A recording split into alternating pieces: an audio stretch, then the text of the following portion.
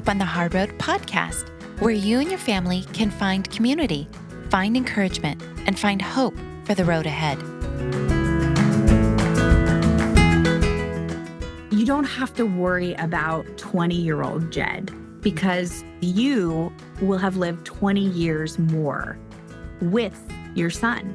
You will have walked that road with him each step of the way. And the person you are today will not be the person you are then. And I know that to be true because the person I was when I got my diagnosis is definitely not the person I am today. And so that gave me so much hope because you're living each day to the best of your ability. And when you reach that 20, 30, 40-year mark with your child, you're not the same person. So stop worrying. Stop worrying about what it'll be like because you're going to have so many more tools in your tool belt. Today, we're joined by a truly inspiring guest, Misty Coy Snyder. Misty is an actor, singer, writer, entrepreneur, and a powerful advocate for the Down syndrome community. After receiving a prenatal Down syndrome diagnosis for her second son, Misty created a global platform called Happiness is Down Syndrome, promoting inclusion, awareness, and the beauty of diversity. She currently serves as the creative director for global outreach and advancement at Rod's Heroes. And in 2023, she launched her own podcast, Bold Voices, Soft Hearts, sharing moving stories of those who found passion through pain. Get ready for a heartfelt and hopeful conversation. Oh, Misty, this is so great to have you on today.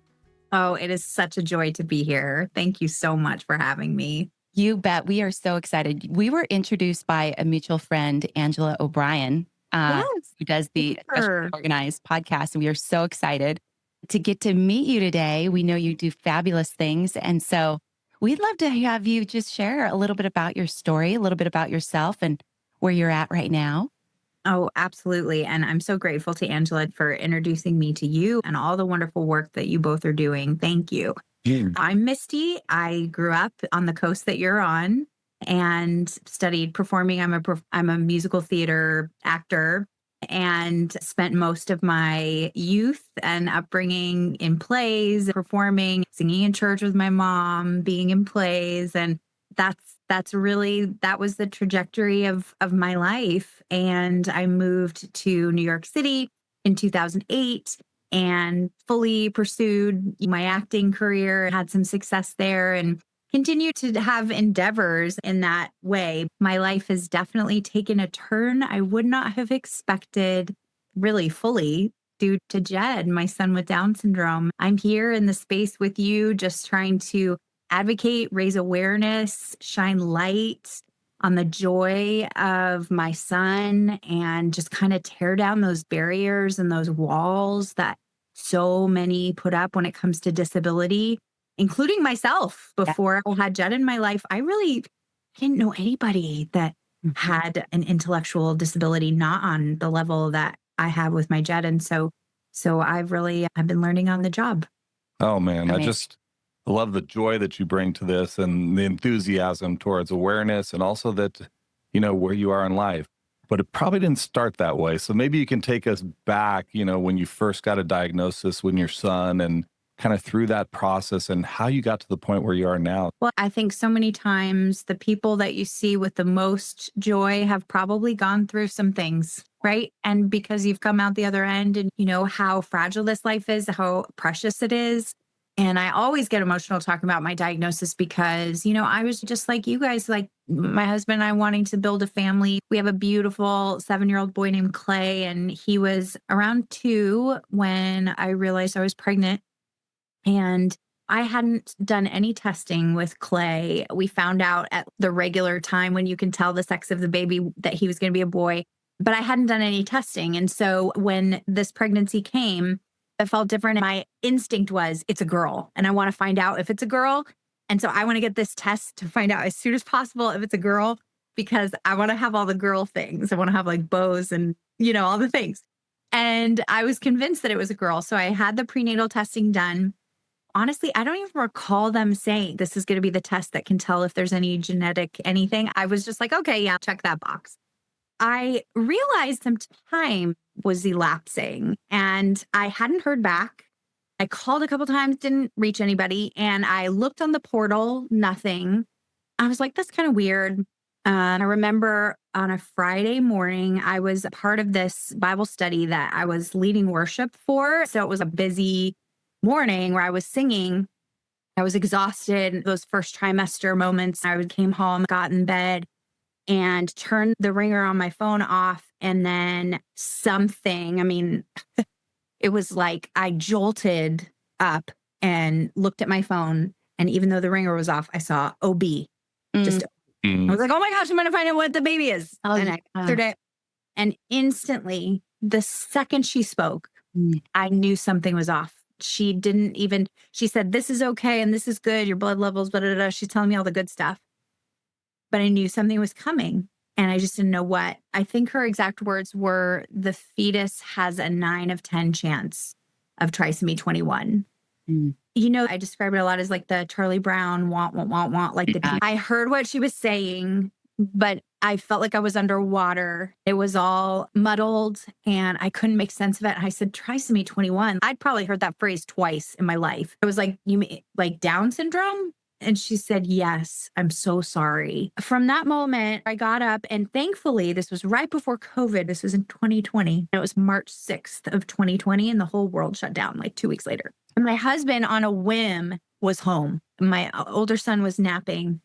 And I just remember almost falling down the stairs, still on the phone, almost falling down the stairs, looking for a piece of paper to get this genetic counselor's number. She's saying all this stuff about call this or for next steps. And I got off the phone and just fell at the bottom of the stairs and is sobbing, like uncontrollable, couldn't even get words out, sobbing, shaking. And my husband, like I couldn't even say what it was for probably 3 minutes. It felt like an eternity.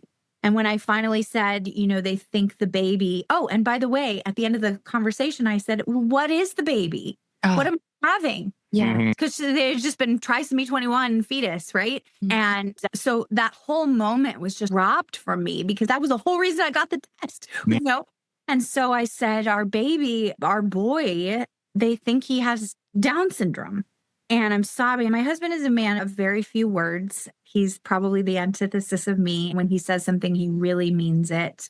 He's very thoughtful about the words that he uses. And he just said, this is our baby and we will love him. I wasn't so convinced, but in that moment, that was exactly what I needed to hear. Because it was like, swirly, swirly, whirly, what are we going to do? Swirly, swirly, swirly. And then it was like, boom, right? This is our baby, we will love him. And I had 2 days where I just stayed in bed crying. I didn't eat. I wasn't really functioning. And then on Monday, we went and saw our genetic counselor. It was a game changer for me because our OB had this doom and gloom sound in her voice. And walked into that room, there was like this presence of God, of like, you are not alone in this, gonna be okay. And I was still scared out of my mind, like, don't get me wrong. Yeah. But there was something in that room that made me feel like you can do this. And she shared, it was like she knew, she supernaturally knew this couple's not getting rid of their baby. Nobody brought up termination. And she just knew. And she was like, do you have another child? And I said, yes. And she goes, let me show you some of the stats about what siblings of children of people with Down syndrome say. And it was like, I'm a better human because of she's like listing, like I reached out to her months after my son was born and I said, you were a game changer. And anytime there's a woman in your office who needs to talk to someone, you give her my number. Anyone, anytime, any place. There's only been 3, which in New Jersey, 3 in 5 years. And actually that's right with the stats of New Jersey. I have so much more to share, but that gets me to at least the place of like, okay, I can move forward. And then I really dove into resources, community. I joined the DSDN prenatal diagnosis group on Facebook. Thank God I did because the whole world shut down. I didn't have family, friends, nothing. Wow. Misty, I literally have goosebumps. Just the way the doctor, the geneticist walked you through that. And the fact that she went to the life-giving, hope-giving stories of those who've lived this, give that hope. It's amazing. It's amazing. Life-giving. And also the clarity in that moment with your husband. That is so beautiful. For sure. Wow. Wow. those moments, they still make me cry. They're still because I go back there, and I don't know if you guys have those moments in your journey where like, I've grown so much and you feel like I'm not even the same person, but then something like a smell or a sound will take you back to this place, utter despair. And I'm real honest about that. Like, I think there are women who need to know that despair, that grief does not make you a bad mom. It does not make you a bad person. Yeah. That needs to be said loudly because the shame cycle that I took was, I wanted to escape my own body. And that grief for me, as somebody who really believes in the value of each life, was the hardest thing, to face my own bias and my own fear and my own, I don't want this. This is not what I chose. I don't want this. And then to be here where I sit now in such a different space, like that's what drives what I do. I absolutely hear you. I identify with the Charlie Brown sound of hearing the diagnosis. Our daughter was diagnosed with autism and developmental disabilities just before she turned 4. It was a process to getting there. Absolutely. It was just wah, wah, wah, and then autism. And it's just this moment you'll never forget. And to lighten the load of other moms and dads that come behind us and say, these feelings are valid, grieve, go through the process, but there's going to be hope. Yes. And so I love it. Looking forward at that.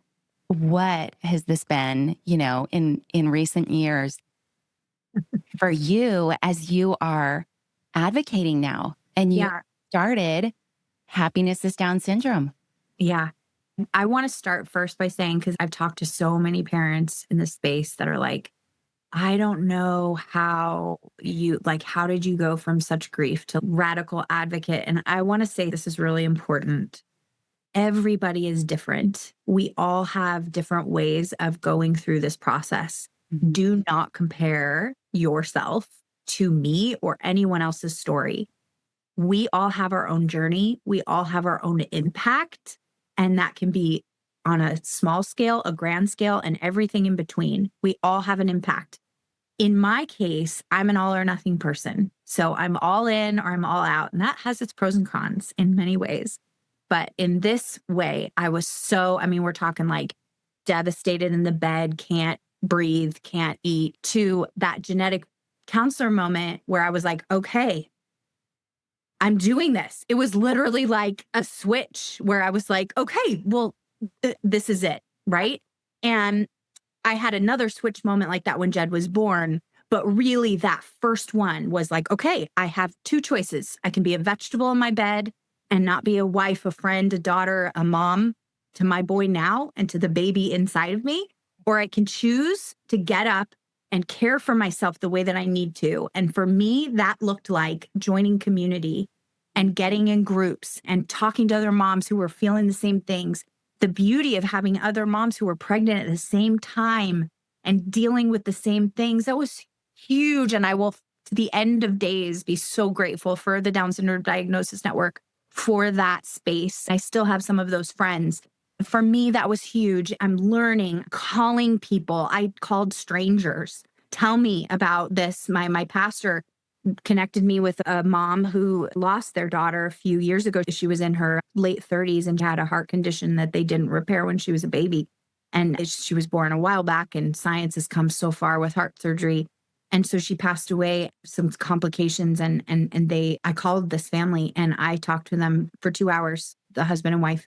And we were strangers, but by the end we were friends. And to this day, I'm like, you were my lifeline. These conversations were my lifeline to hear other people who've walked this road and who've gone through the hardships and the way they talked about their daughter and how much she changed them and how much she loved them. Like, it was real. You can't make that stuff up. You can't make that stuff up.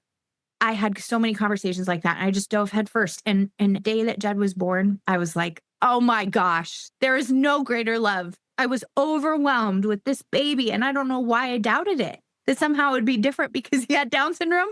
I was like, you are amazing. Like, I see every amazing thing about you. He just stared me in the eyes, just like dead stare. And he did it to my husband the next day.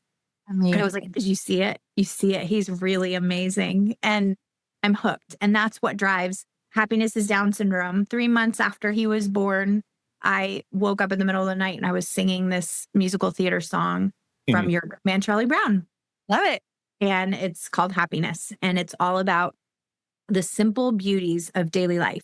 Happiness is finding a pencil, sharing an ice cream, telling the time, tying your shoe, right? It's those daily things that we do that we take for granted. That is happiness. That's joy. That's life, right? The simple, simple joys. And I said, that's Jed. That's my life with Jed. It's not about performance and lights and glam and achieve. And then here's this baby who just like brings it all home. Just like, this is what's important. And so Happiness is Down Syndrome stemmed from that song. And I made a video with some moms and their babies, sang the song, recorded the song, got other moms to sing on it, and made a video on YouTube. And that started the Happiness is Down Syndrome platform on Instagram and Facebook, which now has close to 60,000 people all over the world connecting. And that was the whole purpose. Just, we need a community that a mom can go, doesn't even have to say her name, but can look at pictures and reels and videos of real family in real time and say, these people aren't dying. These people are living. That's it. The perspective. That's it. And that's everything. Looking at a challenging situation, this is hard. This is difficult. And not just saying, breeze over and say, well, it's not. Realizing that and then being able to pivot on that and saying, okay, how am I going to look at this? Am I going to look at it in oh, it's so hard, it's all this the whole time? Or are we going to also look at what is good and appreciating the small things and taking joy in those things? It just really, really appreciate your outlook on this whole thing. You told us earlier that you had very little before you had your son, little information about Down syndrome. So it's like the shock of that. How has that changed, and how, has Down syndrome changed your outlook, your advocacy, kind of shaped where you're going in your worldview? I had really only watched that show Life Goes On with Corky, who had Down syndrome in the early 90s. And he was like, that was a revolutionary show because there had never been a lead character with Down syndrome in any capacity. I thought of him, and I also thought of, I had just seen a play the night before my diagnosis where it was the first time I saw someone with Down syndrome in the play. Wow. She was in a high school play, and we're friends with her family now. She's in it local. And I said to my friend after the show, wow, how cool that the director put that girl in, and she really rocked it. She did great. And I meant it.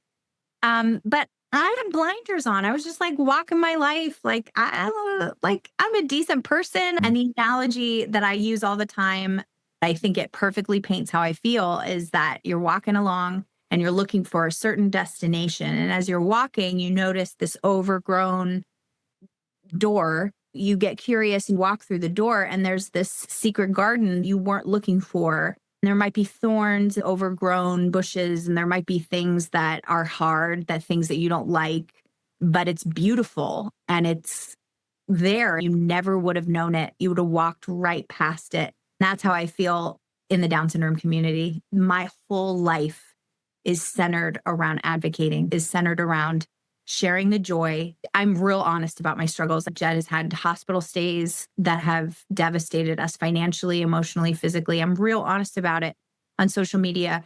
But I've had people say, oh, you're so cheery and so light. Like, that's not this life. And I said, you know what?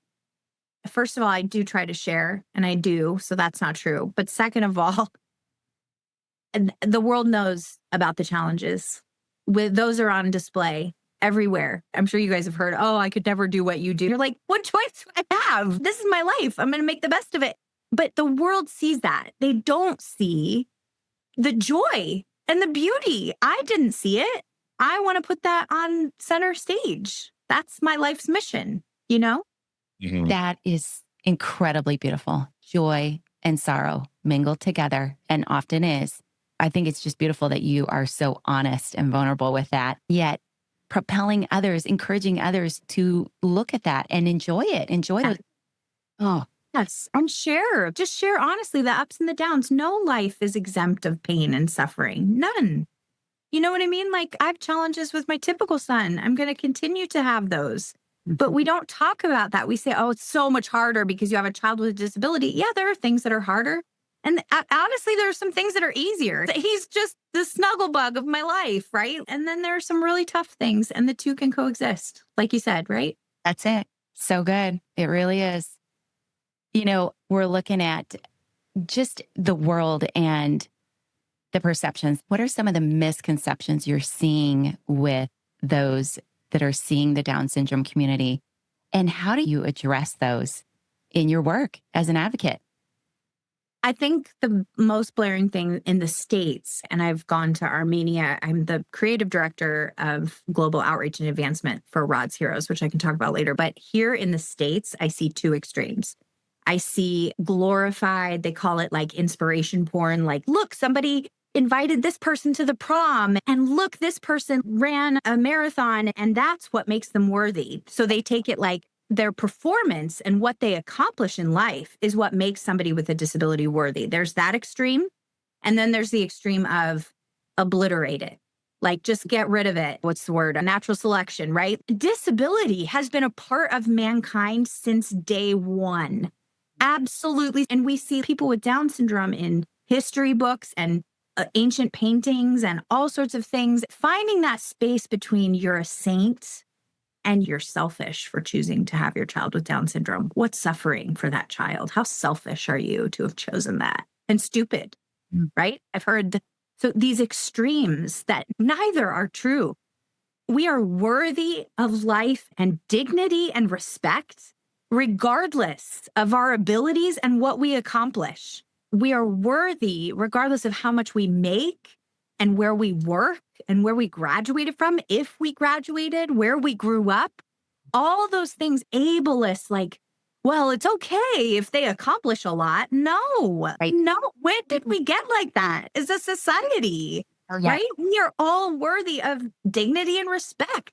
Yeah. So true. And, in the autism community, we often hear, what is their superpower? Well, what if they don't have something that's a splinter skill that's highlighting them in the world's eyes, but they're just valued because they're them. Yes. In our lives, and they are a human being to be valued as such. Well, in the performance-based society, these people bring a realness. We live in a superficial world, social media and all these things, and we have to be a part of it. But these people are genuine. Can we appreciate the genuineness of who they are as people? What they bring to the table, they're not going to hide who they are. They're not going to try to pretend they're somebody else. They are all of who they are. You see the difficulty, but you also see joy, sincerity, and this love for other people that typically surrounds this disability community. And like, can we put that on a platform? We're all supposed to be at the core of who we are like that. And they do it more naturally than us. Ability, that's the superpower if we're looking for one. Absolutely. It's so interesting that you say the superpower, because at Rod's Heroes, our mission is to uncover the superpowers of individuals with Down syndrome.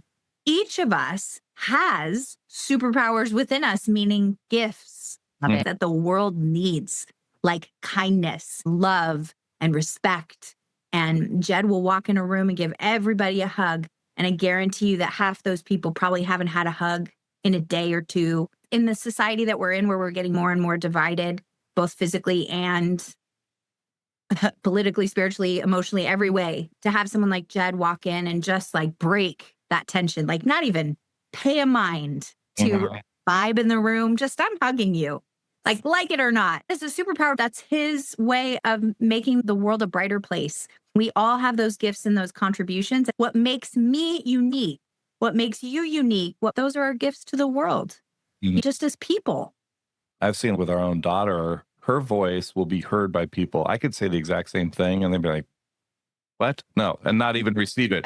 But because of who she is and her disability and the way she interacts and her sincerity, she can say stuff and it totally is received by her. But I could say that and there's no way they'd want anything to do with it. And it's just the sincerity of who she is as a person. And this is kind of typical of a lot of our community and the individuals. It's great.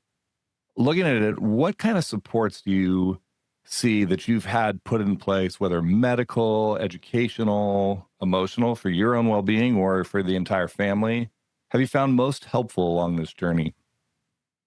Oh gosh, I mentioned early on that community was my key for me. And I believe that that is the case for most. It might look different for everybody. Like it might just be one or two people, but everybody needs somebody, and to us, living in New Jersey, far away from family, Our church community has a program called Ren Cares. When we have been in the hospital, when we were in the NICU, when Jed was diagnosed with infantile spasms at 6 months old, and we only had one car, and we had 2 children and no family. One of us is at the hospital and one of us is tapped into that resource of community of like, okay, we have a church family, we have neighbors, we have people, and now is the time to ask for that support. And you know what? 99.9% of the time, people are willing to give it because they want to. They want to help. Like, how many times have you had a friend going through something and you feel so powerless? Yeah. And you're just like, could I just do anything? Can I come in and walk your dog? Can I do a dish? Can I, like, whatever, help me help you, right? When you give people the gift of being able to help you, it blesses everybody. And we have seen that time and time again in Jed's life. Resources like Jack's Basket and Rising Kites and the organizations in our Down syndrome community that give resources to newly diagnosed parents. Congratulations. Welcome. Here's some specialists. Here's some books, community supports, those kinds of things. And there are so many of them that just people don't know about. I feel like it's my mission to be like, I want to connect you with this person who will connect you the way Angela did with us. There are so many people doing wonderful things in the world, and we're so much more powerful together. And so I just think that community piece and that asking for help piece has been transformative in my journey. Mm-hmm. You know, one of the things that you mentioned that I really like, not everybody is going to be able to step into a special needs community and understand the disability. However, there's many people that can drop by a Uber Eats card or material things, that can help. You don't need to understand the disability. And not being afraid to ask, like when you're asking somebody that may not understand the disability, they can offer some tangible need that will help you. If you don't have to cook and clean up for 2 hours of the day and you can spend more time with your family, that goes a long way, especially in the biggest parts of need. So yeah, I love that. Yes. And I think even people who are really good at admin organization, we have someone at our church who was like, I can't watch Clay for 5 hours, but I'm going to make a chat. You give me numbers and I'm going to make a chat and we're going to fill in each hour. She took that from me and said, I'm going to organize people for pickups and place. She did that. She made that happen. And do you know how huge that is when you're in grief or trauma, or you just got a diagnosis and you can't even think? You don't even know what your name is. And you're supposed to organize childcare and make dinner and all that stuff. That's a huge blessing to have someone step in that way. And you're right. It requires no special knowledge or experience. It's just you tapping into your superpowers, which could be admin. Right? Absolutely. So good. You have this amazing platform. We love that you mentioned Rod's Heroes too. And we know that one of the things you're doing is shifting those narratives. What are you seeing as you advocate for inclusion and awareness? How are you doing that? What are the changes you're seeing along the way? And what changes do you want to start to see? I think so much of it is just showing up. So much of it is just getting a few people, the 3 of us, right? We can make a difference in just sharing this podcast with a few people. And I think that the power of seeing others, we've mentioned it in this conversation, but the power of seeing others walking the road that's before you there is no value that can be placed on that because it's invaluable. It is everything. And when we went to Armenia and I was meeting, so the biggest issue there is that oftentimes, mothers will find out at birth that their child has a disability. For a long time, the doctor would just say, give the baby to me. We'll take it to an orphanage. Like, this is a shame for you and your family. And oftentimes the husband would leave the wife if she chose to keep the baby. And there's a huge stigma, right? And this is true in other places of the world. Husbands will leave. And so what I found was meeting those mothers who chose to keep their baby and not give it up for adoption and lost everything, lost their whole family support. When they saw moms like me celebrating and saying, we see you're hard. We're not discounting your hard, but you have a gift. You have a gift in this child. And we celebrate your gift. We love you. We support you. And there is so much power from mom to mom to do that. You made a really, really hard choice and we celebrate that. And so that was really impactful in Armenia. But here too, I had the honor of speaking at the UN in March about Down syndrome supports. And I met moms from all over the world who were just like, we need help. We need help in India. Know about resources and how can I have therapies and what do you do? And I can't solve all those problems, but I can certainly try to connect and lend my support. I did connect 2 moms in India. They were like 2 hours away from each other, but they were the only ones they knew with a kid. That is like life-changing work that I have the honor of being a part of. Yes. Oh, it totally does. And I think, we're this will be airing in Down Syndrome Awareness Month. And so anything we can do to highlight this. October is a big month. And I think, if you're outside of the community and you're hearing this and you're like, I just want to support an organization with Down syndrome. What is Rod's Heroes doing? Oh, wow. They really want to help a child in another country find their forever home, a child with Down syndrome. How many people are looking for those children, right, that have hearts to adopt? And in our case, we want to connect people right here in the States, like community and thriving. You can find organizations, whether it's Heroes or if you want to find a local place like Gigi's Playhouse. So there's a lot of Gigi's Playhouses all over the country. And I want to volunteer for an event or I want to go and check out a class or whatever. I think we all have so much to learn about each other. I have friends in the autism community and I ask a lot of questions because I know we're the same, but I have so much to learn from you, right? Like I don't know everything and you don't know everything there is to know. I don't even know everything there is to know about Down syndrome. And so we're all learning, right? And having that posture of curiosity is really important. Absolutely. So good, Misty. Something, wanted to mention, you said earlier in your story about the geneticist and how she came in and was just a breath of life when she came in and talked about possibilities. And man, the wisdom she talked about the siblings and how it impacted her life. I just love that. I think I would go and do that for somebody else now, just hearing your story.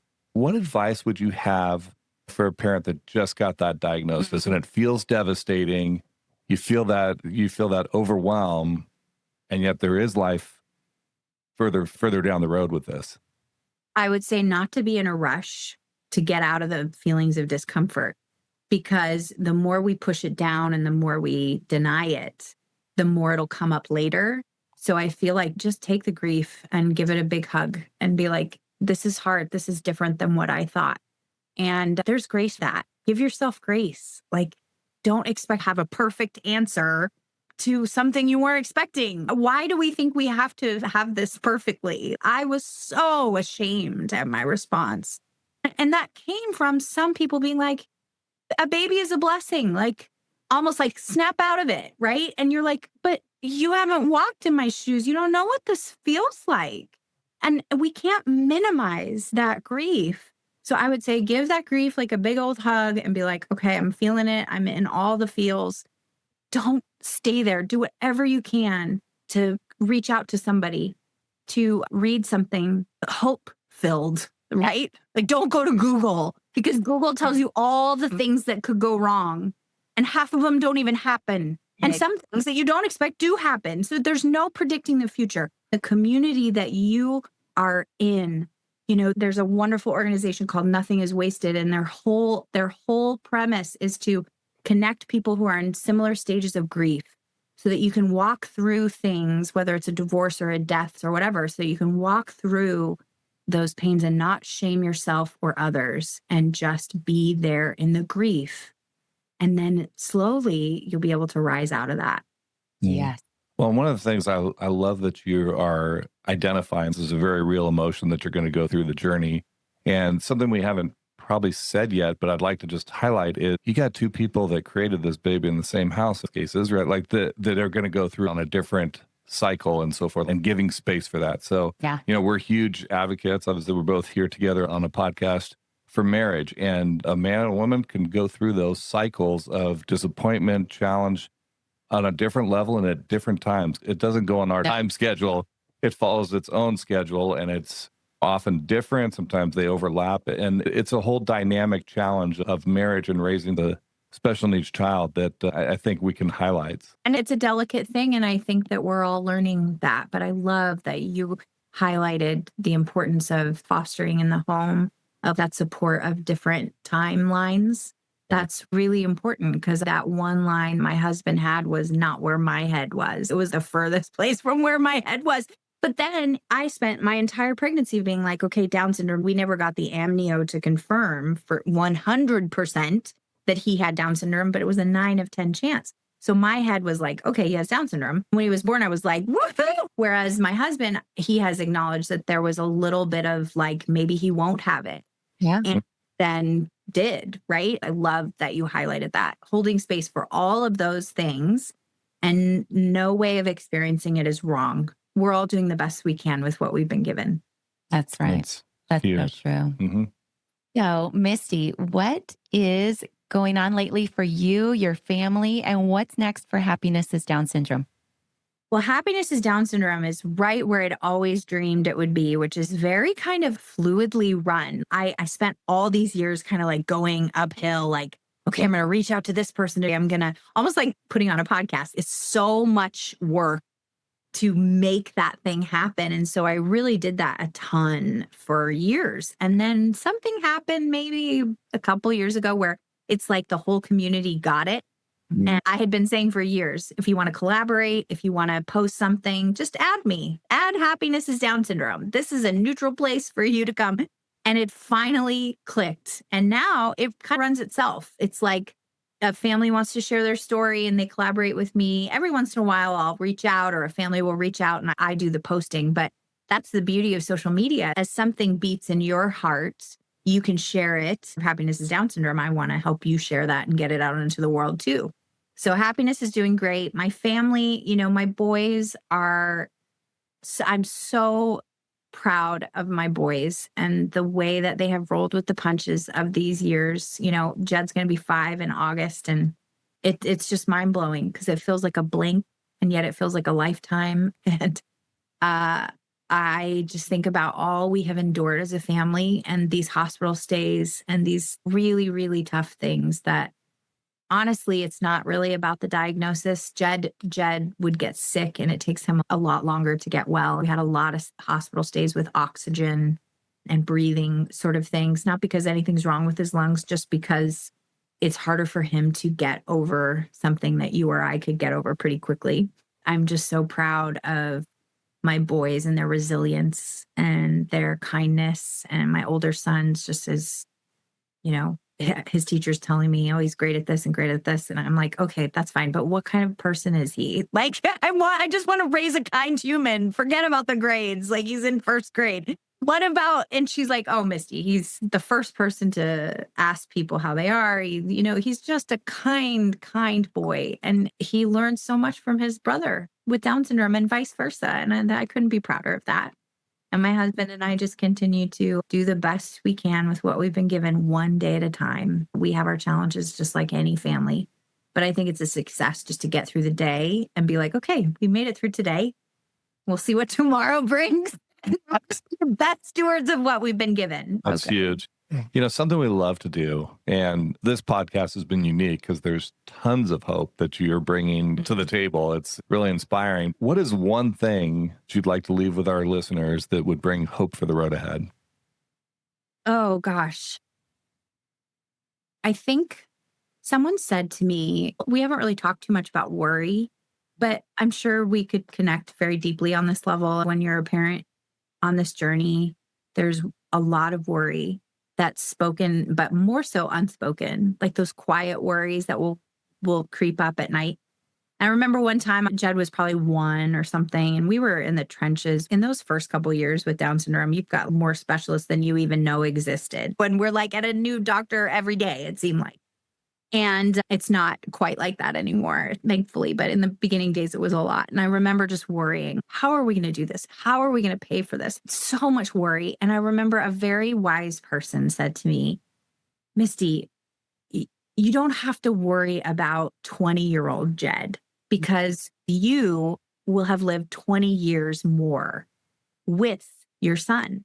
You will have walked that road with him each step of the way. And the person you are today will not be the person you are then. And I know that to be true because the person I was when I got my diagnosis is definitely not the person I am today. And so that gave me so much hope because you're living each day to the best of your ability. And when you reach that 20, 30, 40-year mark with your child, you're not the same person. You've learned a lot of stuff. Yeah. And I mean, guys, we're like specialists in some of these things. The things that we know from our journeys, like the average Joe doesn't know stuff that we know. That's not a brag. We're living this life and we're going to know a lot of stuff 20 years from now. I think for me, the hope is you're not going to be the same person. So stop worrying. Stop worrying about what it'll be like because you're going to have so many more tools in your tool belt, you know? And the wisdom, if you knew everything you're going to go through, it'd be overwhelming, yet you build the little tools along the way to make it so it's not so overwhelming. Still difficult, still hard, but you're more prepared. I love that. Such wisdom. Misty, this has been amazing. We have just loved our time with you. Thank you so much for coming on. Thank you for having me. And thank you for just being this has been so much fun just to share. I feel such a connection with people in our broader community because we may not know the ins and outs of the day, but we get it. And I think there's power in having these conversations. So thank you for giving me the opportunity and thank you for the work you're doing.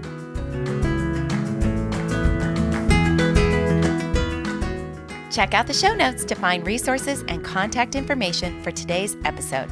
Yeah, and if you like the podcast, please share it with others and be sure to follow us so you won't miss an episode. We love to hear from our listeners, so leave us a comment or rating and connect with us on social media or on our website at hopeonthehardroad.org.